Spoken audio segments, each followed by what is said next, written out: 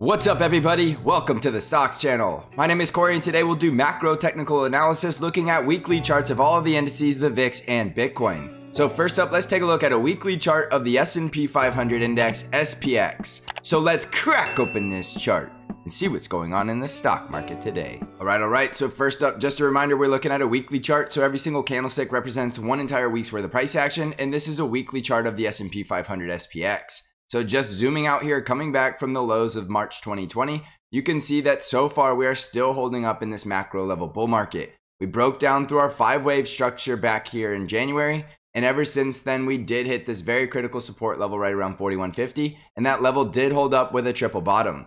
So we triple bottomed off of strong support and got a very impulsive bull rally, and now we're starting to see a little bit of a pullback, which is absolutely what you would expect to see after a strong rally. So nothing goes up in a straight line forever, so it is expected to get a pullback after such a strong rally. And right now you can see there is structure starting to build up on the weekly chart that tells us we could be going right back into this bull market. So as long as SPX is above 4150, we do want to stay bullish, and we do want to pay attention to this chart because right now we could be heading up to at least retest the previous all-time high. And if we break that level, we're going to be talking about brand new all-time highs with SPX levels of about 5100. So normally when everybody is getting bearish and you're starting to see bullish developments, that is usually going to be a very impulsive rally. So there is the potential of a face-ripping rally going over the next couple of months. Remember, the more people that are fearful, usually the better buying opportunity it's going to be, and the more people that are greedy usually means it's time to sell and get out and lock in your profits. So right now we are definitely in an environment of more fear than greed, and we'll get to that after we look at the SPX chart. So there's some very critical levels we need to pay attention to during this pullback,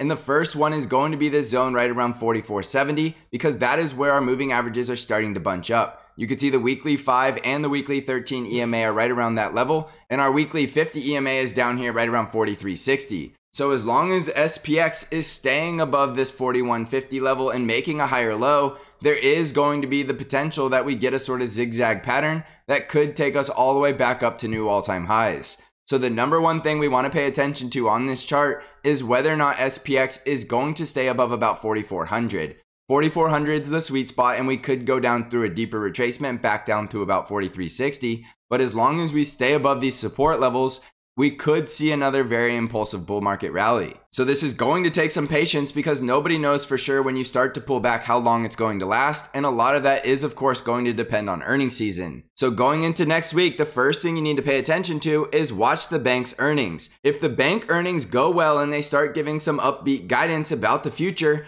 that is going to send the market into another bull market rally. So if you watch in the financial sector, it's going into earnings a little beat up. And normally when something's going into earnings already beaten up, a lot of the bad news is already priced in. So there is going to be a lot more potential for upside surprise going into the bank earnings, which is going to be a very bullish development for the S&P 500. So this chart of the weekly SPX is looking very bullish because as you can tell, we did bounce and break out above this previous high, and we did get 2 weekly closes above that level. And right now we're pulling back to test that level as support. So if we start to bounce from here, it will be extremely bullish. So don't sleep on the possibility that we are still in a macro level bull market and we could still see brand new all-time highs within the next 12 months. I say 12 months to be conservative because it's possible we see brand new all-time highs within the next few months. But if you're looking at a long-term investment in a macro level view of the market, you want to make sure that you're not too focused on the short term. If we pull back a little bit more in the short term, there's nothing that says that is a bearish development on a macro chart. So if you're thinking macro level, as long as we're above 4150, I think you need to stay bullish.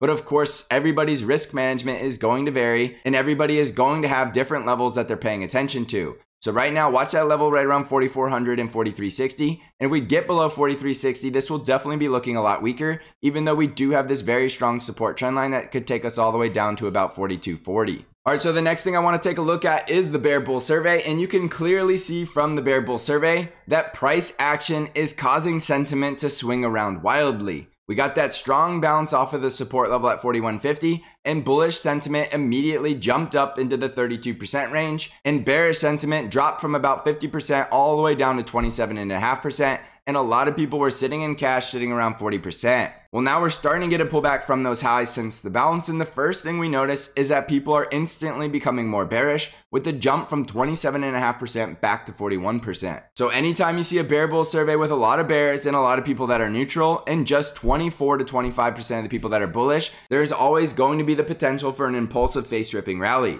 The reason this bear bull survey sets up for a face ripping rally is because a lot of people try to short the market when they're bearish, and if you start breaking out and getting through resistance levels, those people shorting the market will get short squeezed. They will become net buyers, and they will only throw fuel on the bonfire that is the bullish rally, causing it to become more impulsive. People that are sitting in cash will eventually FOMO in from the sidelines, creating more net buying, and overall that is going to lead to higher prices. Now that's not the case if we start slicing down through support, because that will mean the bears have full control and they can drive the market around wherever they want. So it's just going to take a little bit of good news or some good earnings from the bank season, and then we will see a very impulsive rally. So going into next week, we are going to see very important price action, and it's going to tell us a lot about the bear bull survey of whether or not these bears and neutral people are wrong, and this is actually still a bull market, and they're eventually going to join in at higher prices. So jumping over to the NDX weekly chart, we'll start with the zoomed out view, and you can see the NDX was looking a lot weaker than the SPX because we did break down through our lower channel, which is our macro level bull market support.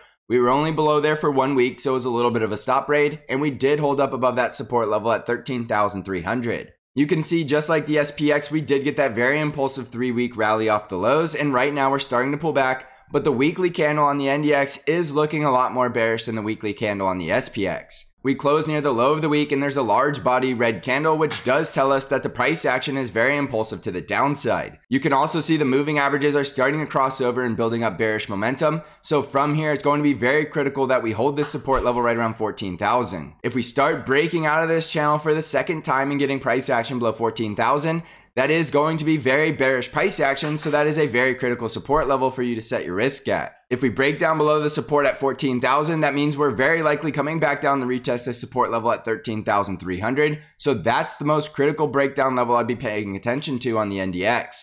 Now a bullish breakout from here will be a close back above 14,560, because that means we're breaking back above the weekly 50 EMA, and then we'll need to see a close back above the weekly 20 simple moving average at 15,000. So from here, just like the SPX, it is possible we're getting a zigzag pattern back down to support, which could cause us to get a very impulsive bullish rally that could take us to brand new all-time highs.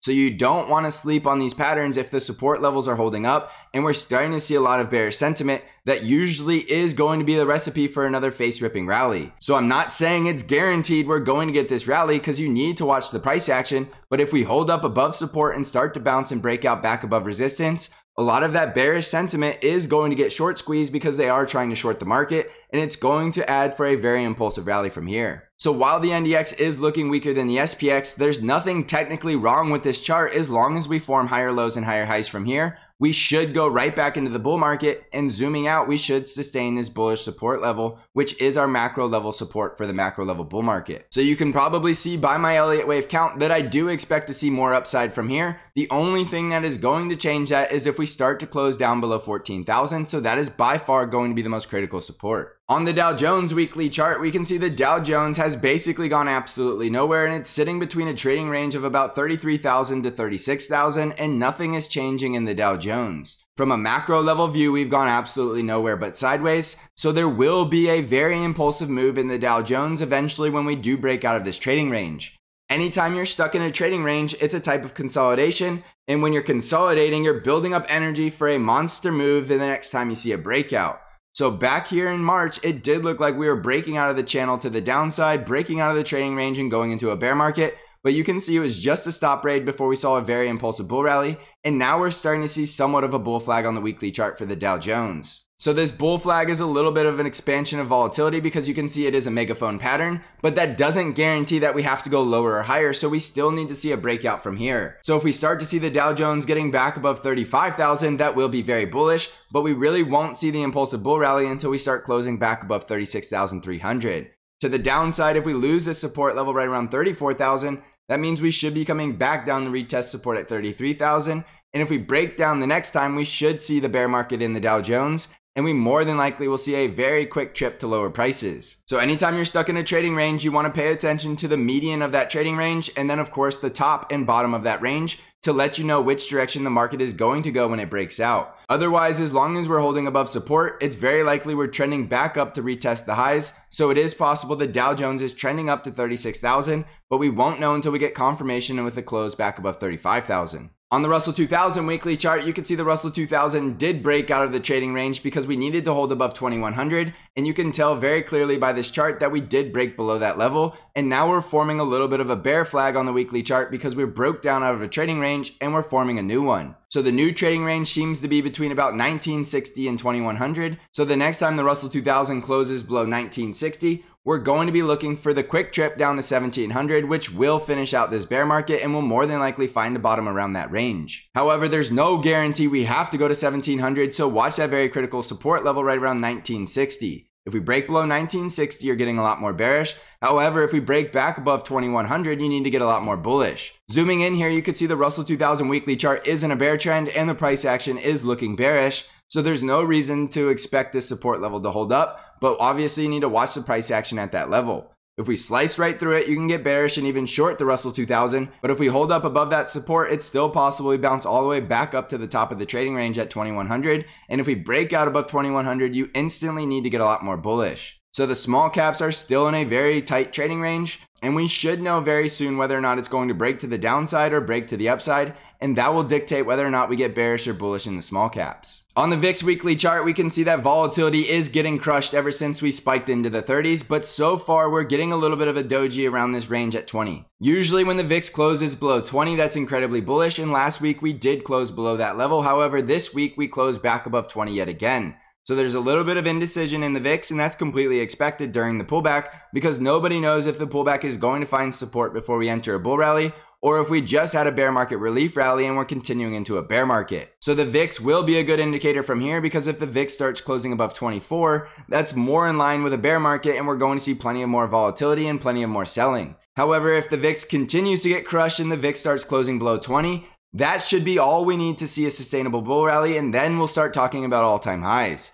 So from here, we're very close to knowing between the VIX 20 and 24 whether or not we're going back into a bull market or we're going to see a continuation of the sell-off and go back into a bear market. So watch the VIX very closely at that range at 20, and you can see there is a support trend line, so the VIX is making higher lows. If we do break down below 20, the next bullish breakout in the VIX will be the close below 18, so watch those two levels very closely. On the Bitcoin weekly chart, we can see that Bitcoin is looking relatively bullish. However, it did run into resistance right around 48,000 and starting to pull back. Just like the indices, you can see we are forming higher highs and higher lows. And anytime you're forming higher highs and higher lows, you don't want to become too bearish. For that reason, I would not be overly bearish on Bitcoin unless it starts slicing down through 40,000 and breaking this support level at 37,000. Above 40,000, we're still forming a higher low above 37,000. And if we get down to 37,000, there's still the possibility we get a double bottom. So try not to get overly bearish on Bitcoin unless it loses that support level at 37,000.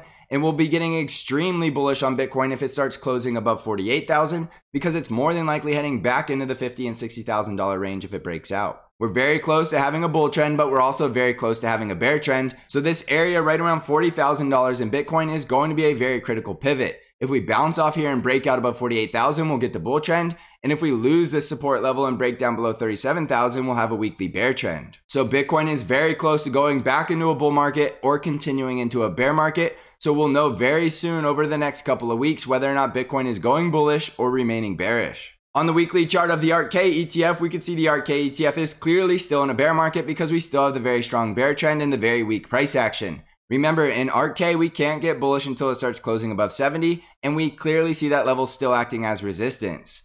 So there is absolutely no reason to be an ARKK bull until we can start seeing ARKK closing back above 70 and then back above 80. From here, it looks like we're coming back down and retest support at 55. And if we lose that support level, we still have strong support at $50. So jumping back over to the S&P 500, just to summarize everything we just looked at, is we can clearly see there's a lot of mixed signals in the market, but the last thing we saw was a very impulsive bounce off of very strong support. And on the S&P 500, we bounced off of one of our very critical support levels that we expected to find support at. So coming out of an Elliott wave 5-wave cycle, we were expecting to see a correction, and right now we're starting to bounce off of one of the most critical support levels, which does tell us the correction might be over and we're going right back into a bull market. So I'm a lot more bullish right now than I am bearish, and I love the fact that there is a lot of bearish sentiment in the retail crowd because they're typically wrong.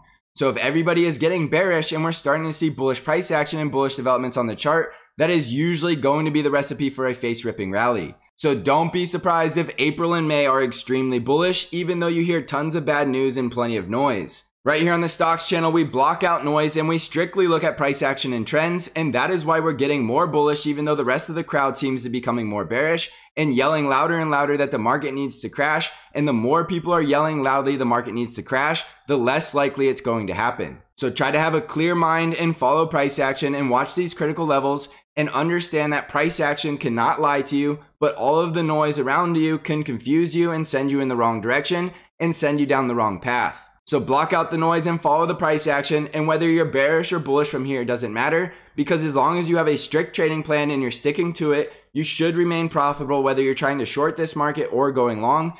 And if you're using great risk management, you should be just fine. So try not to worry about if somebody's taking long trades or short trades. Just make sure you're sticking to a plan that's profitable and you make sure you're staying disciplined. Also, don't forget that I do have Bank Trade Alerts, which is an algorithm-driven trade alert service that only trades the ETF TQQQ and sends all of your buy and sell alerts directly via email and text message. With all of this market volatility, I think now is the best time to be a bank member. You can find out more information and learn how to subscribe by clicking on the link in the description of the video. I also have the Stocks Channel Discord where I do intraday updates and analysis, and I bring new trade ideas to you weekly, and right now there are a ton of new trade ideas. If you're interested in joining the Stocks Channel Trading Discord community, you can find out how to join the Discord server by clicking on the link below. So thanks for watching, everybody. I hope you're crushing this market, and as always, I will see you in the next episode.